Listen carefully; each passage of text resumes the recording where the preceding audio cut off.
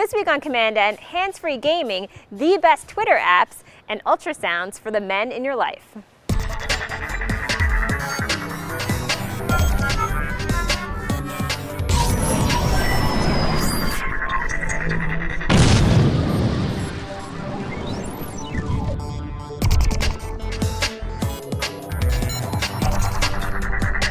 Welcome to episode 182 of commandN. I'm Amber. Will's away this week. He's in Washington, D.C., so you're stuck with me for the whole show.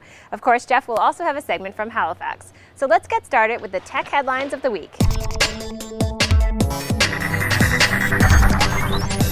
Our headlines this week are sponsored by our friends at GoDaddy.com. All you have to do to get an extra 10% off any of the hosting packages is enter the promo code command10. That's the number 1 and the number 0. Today we're excited to share with you Project Natal. At E3 in Los Angeles, Microsoft announced Project Natal. This is a device that works with the Xbox 360 that allows you to play games without a controller. So you can use your hands, arms, and legs to play games and have a much more interactive experience. If you're looking for a more interesting way to stay on top of events like E3, there's a new web-based service online called almost.at. This is a very cool application that allows you to view information in 4 different panes. On the left-hand side, you have some of the most popular subjects that are being talked about online. You also have information that is based on tweets that are being sent out online, and you have a pane that offers up YouTube and Flickr information based on the subject that you're searching for, as well as some of the top links that are posted on Twitter. On past episodes of commandN, we've mentioned Good Magazine as one of our favorite print publications. Well, if you're interested in getting a taste of what's in the magazine, you should check out their new Flickr set. This is a place where you can see a bunch of different graphs that they print in their publication that offer up information that's as random as places in the world that practice the death penalty to the different type of email clients that are used worldwide. One of our fellow video podcasters, Gary Vaynerchuk, recently announced the birth of his daughter, so congratulations goes out to him. Now, if you're looking for an interesting gift to buy someone who's expecting a baby, I don't think it gets more interesting than this recent post on boingboing.net. You can buy someone a pair of cufflinks that have a picture of an ultrasound. A lot of companies fail miserably when they're trying to get into the social media world and they try to launch new strategies, especially when it comes down to video. Well, Mashable.com, which is one of the best places to find social media news, has put up a list of the top 5 companies to use video in a good way on YouTube. The list is amazing. It includes companies such as Home Depot, which has how-to videos. Once it's been off for a while and cooled down, it's also a good idea to reach under the mower deck. Quicksilver, which has some great outdoor videos.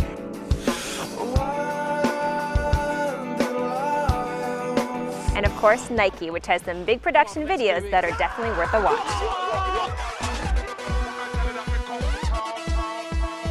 There are literally dozens and dozens of different ways to keep on top of all of your Twitter information. So Jeff is going to demystify some of the best desktop applications in this next segment.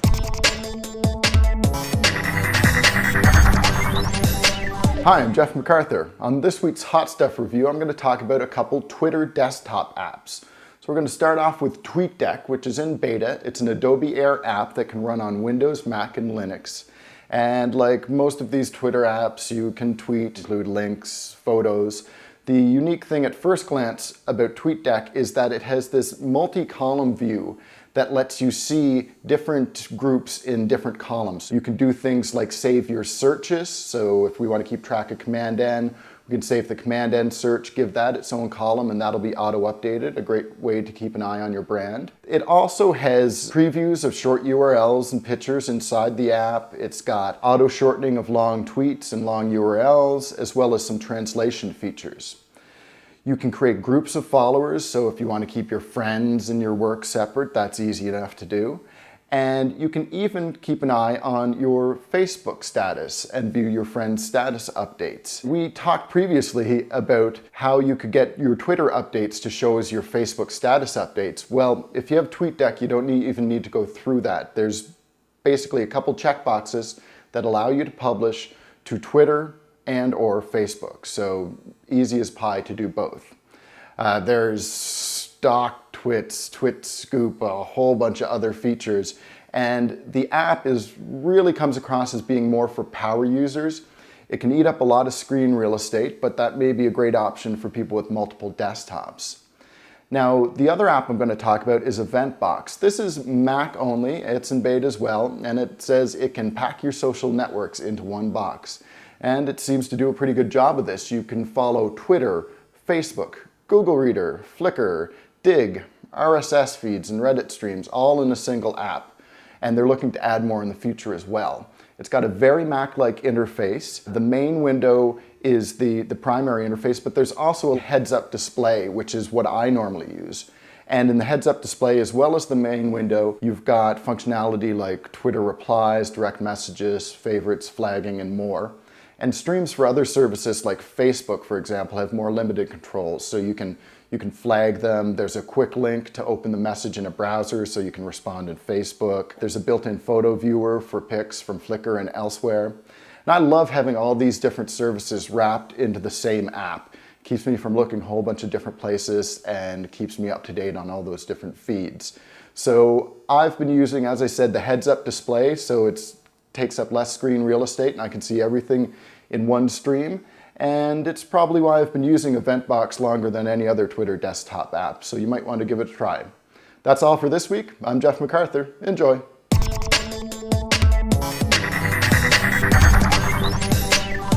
My web pick this week is from some of my new friends on Twitter that recommended that I use a service to keep up to date with all of my Twitter information on my BlackBerry. I was using a download called Twitterberry, but what I found about Twitterberry is that sometimes it worked and sometimes it didn't.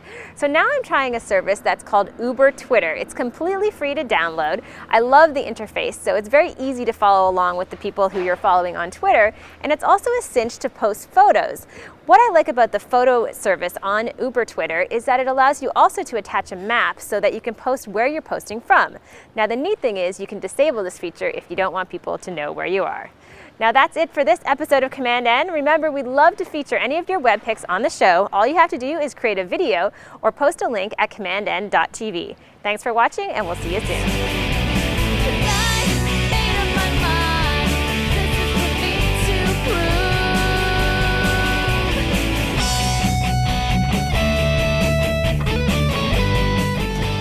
I remembered all that.